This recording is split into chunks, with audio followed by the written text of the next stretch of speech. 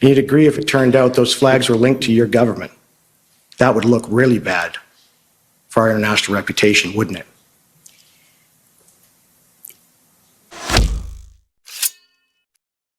These hearings are being held, that they're public, is really important for Canada and is a measure of Canadian transparency. Right. And one of your concerns, of course, with transparency and our reputation was that you would want your government to be as transparent as possible, right?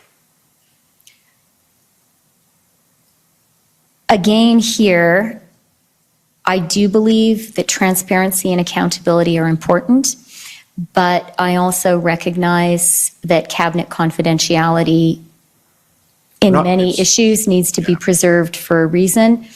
And, you know, there are areas where transparency is not appropriate, and I recognize that as well. Okay. Can you agree with me if, you know, anytime it comes out that the Canadian government has misled Canadians on something, it really hurts our international reputation, doesn't it?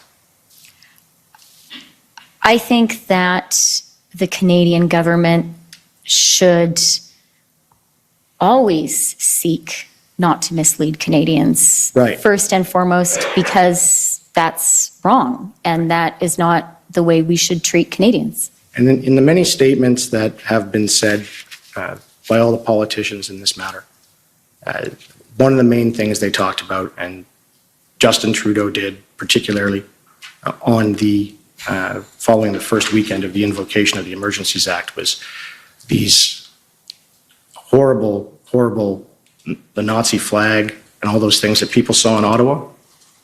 You heard him say that?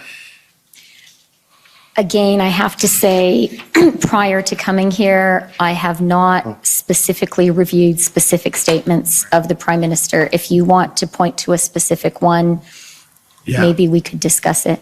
You'd agree if it turned out those flags were linked to your government. That would look really bad for our international reputation, wouldn't it? Based on some...